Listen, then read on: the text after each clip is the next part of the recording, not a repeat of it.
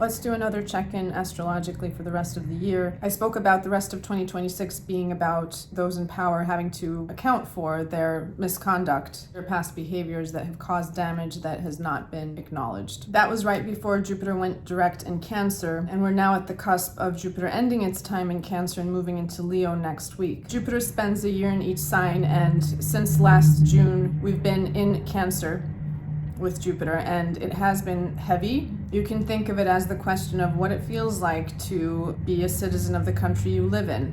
What does it actually feel like? Are you cared for? Are your needs met? What are the leaders of the country doing to support you?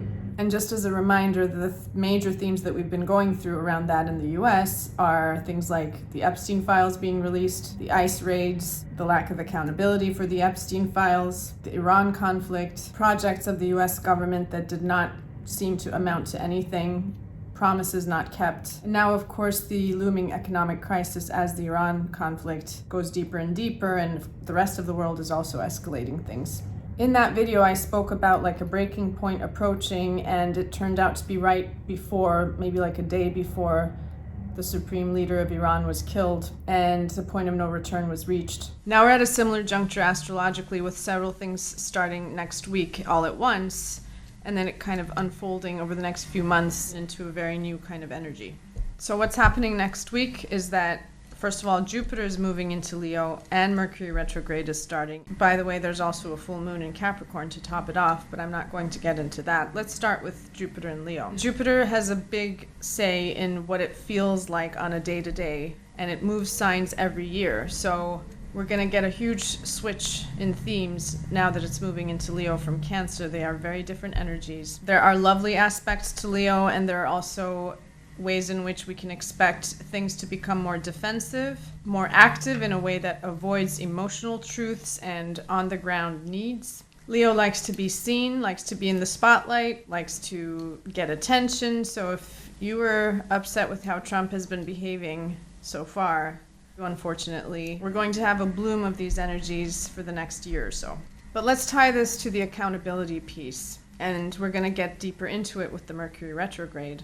Why is the defensiveness increasing now? Because we are going to be hit with the reality of some of the decisions that were made in the past year or so, including the conflict with Iran. Many analysts have been predicting, not just analysts, but economists, but also people who are in the oil industry, have been pinpointing July, August, around that period as the time when the preventive measures that the US has been taking to mitigate the damage resulting from the Iran conflict, like the Strategic Petroleum Reserve and things like that we've been relying on, we're going to be running out of band-aids like that. And we're going to be hit with the reality of the economic damages that we've been accruing since the conflict started.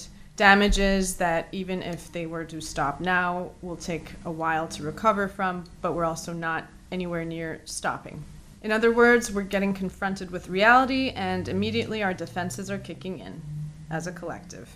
And why do I say that Mercury retrograde only deepens this? By the way, Mercury goes retrograde on June 29th through July 23rd, but the shadow period is even longer than that, meaning we'll feel the effects from June 12th through August 6th. And what's very interesting about this Mercury retrograde in Cancer is that it is almost exactly on the degrees that Jupiter went retrograde in Cancer over the past year, November through March. It's off by just 1 degree. So you could literally translate that as whatever happened between November and March, what kind of expansion was trying to happen in your sense of belonging, home life, needs, monetary security, whatever it is. We're going to be revisiting exactly those themes, this time on a mental level with Mercury, to process and also complete some of the unfinished business that was left from that chapter. And it's also significant because it's almost like a transitional phase for Jupiter. Even though Jupiter is moving into Leo next week, Mercury is basically going to rehash some of the Jupiter and Cancer themes. So it's going to be this gradual transition through the month of July into the new energy of Jupiter and Leo.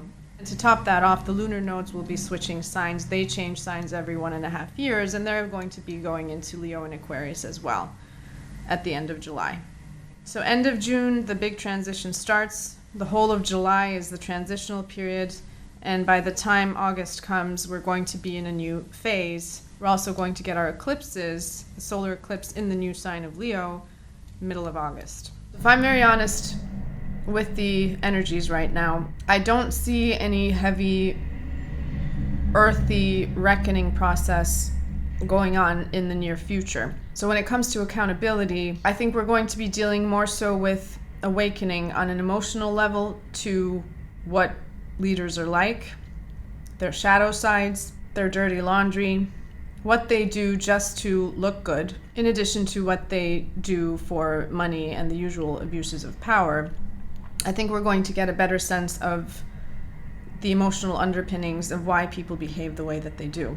There are some subtle grounding aspects that will still keep us tied to the emotional and practical levels. One big change is that Chiron moved into Taurus from Aries, where it's been since 2018. And Taurus is all about resources, the body, well-being on a very basic level, essential needs. So we're in a very long chapter of healing all of that, but healing through having to confront what's missing and the pain of it, all of it.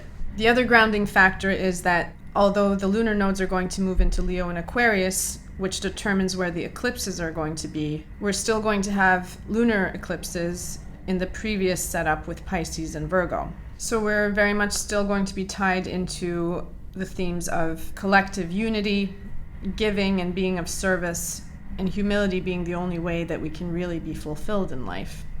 So we're not going to veer too far away from those themes, which helps a little bit. But for the most part, I have to be honest that it looks more inflammatory than not, especially with Uranus in Gemini. And there's a whole story about that being associated with previous huge conflicts, which I won't get into here. But also Saturn is in a fire sign, Aries, that has to do with selfhood. We are going to be flailing a little bit, to put it mildly, but on a personal level, there's a lot of positive things to make use of with all of this creative energy, leadership, communication, producing, teaching, healing, moving on from, building anew. So we're going to have to keep our eyes on that and keep moving forward. If I were to distill what I'm trying to say into a sentence, I think the theme is still accountability, but we're yet in the process of emotionally understanding and coming to terms with what we're actually dealing with. Or in other words, naming the problem. That's what I see for the rest of 2026 with the new chapter that's starting next week.